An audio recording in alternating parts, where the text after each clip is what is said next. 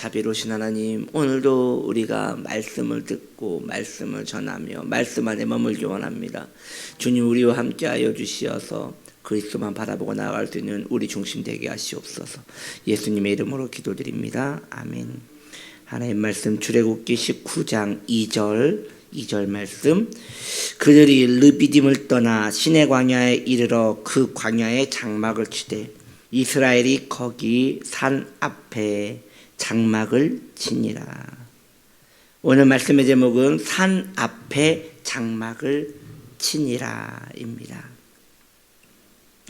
이스라엘 백성들은 하나님의 인도하심에 따라 이제 시내산 앞에 도착했습니다.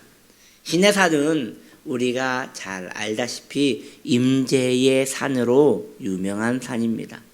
시내산은 하나님께서 나타나신 산으로서 이스라엘에서는 임재의 산이라고 합니다. 언약의 산이라고 합니다.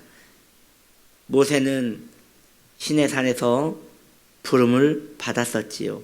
그곳에서 불타지 않는 떨기나무를 만났고 그곳에서 모세는 하나님께 사명을 받았던 적이 있습니다.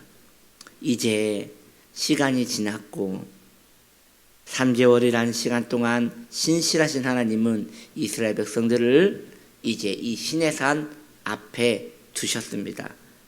지금 애굽에서 나온 이스라엘 백성들은 시내산 앞에 장막을 치고 있습니다. 일단 그들은 오자마자 거기에서 시내산으로 바로 올라가는 것도 아니고 시내산을 어떻게 하는 것도 아닙니다. 그저 시내산 아래 장막을 치고 있었다고 성경은 말하고 있습니다.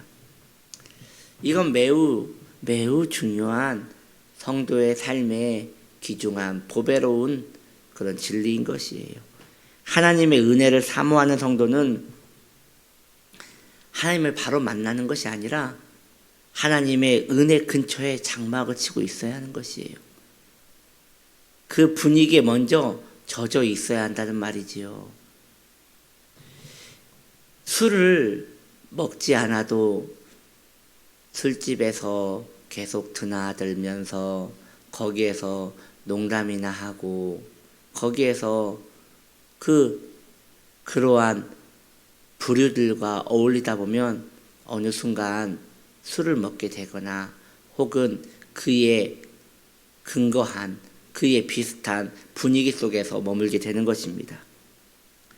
은혜에서 멀어져 있는 사람은 왜 멀어져 있느냐? 다른 게 아니에요. 은혜와 상관없는 곳에 오래 머물러 있기 때문인 것이에요. 사랑하는 성도님들이요, 이 세상은 그런 것입니다. 이 세상은 죄악 세상인 것이에요. 이 죄악 세상에서는 무엇을 하더라도 오염될 수밖에 없습니다. 그래서 성도가 유일하게 찾을 수 있는 곳은 은혜 자리밖에 없는 거예요. 유일한 것이에요. 주님의 은혜 말고는 성도는 만족도 없고 채워짐도 없고 헛헛함과 고단함밖에 없는 것이에요.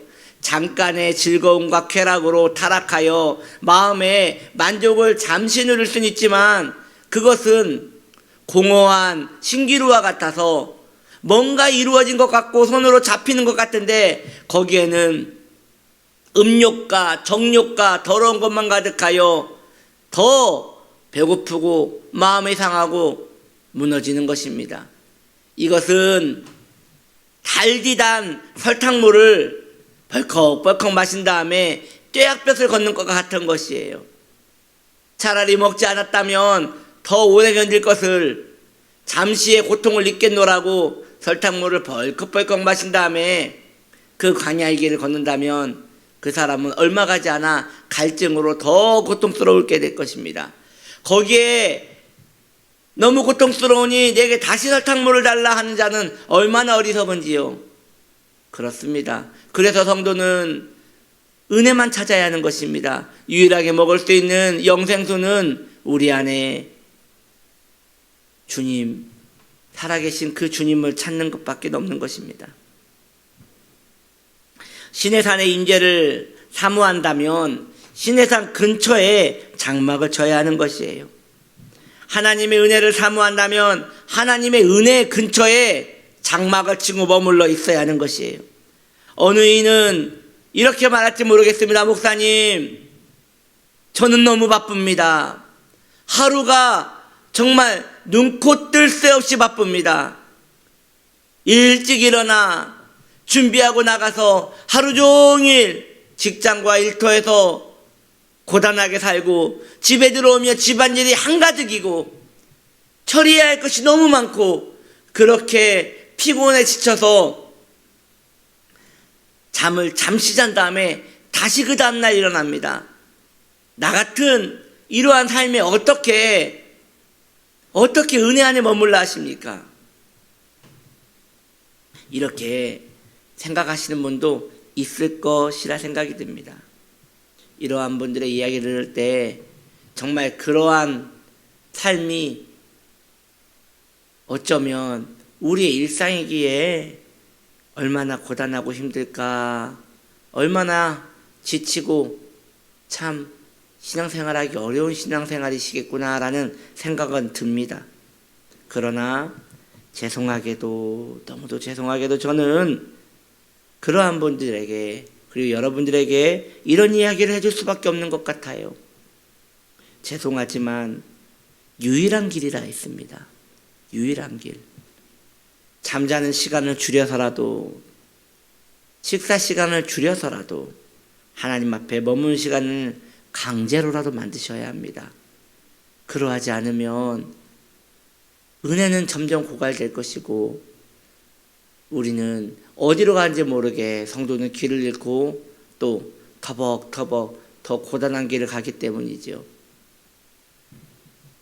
자비로운 하나님께서 바쁘신 와중에 단 5분이라도 투자하여 하나님께 엎드리는 그 사람에게는 5시간처럼 여겨주실 것이라고 믿습니다. 은혜를 사모한 자는 은혜의 장막 곁에 있게 되어 있습니다. 반대로 은혜를 사모한다 하면서도 은혜에서 멀어져 있다는 것은 은혜와 멀어질 수밖에 없는 영혼인 것이에요. 저는 장막이라 하였습니다. 우리가 잘 알다시피 신약에서는 이 장막을 육체로 비유하고 있지 않습니까? 이것은 놀라운 성경의 해석이 아닐 수 없습니다. 육신의 장막이라 하였습니다. 오늘 말씀은 시내산 근처에 장막을 쳤다고 하였습니다. 그렇습니다. 이 육체가 중요합니다.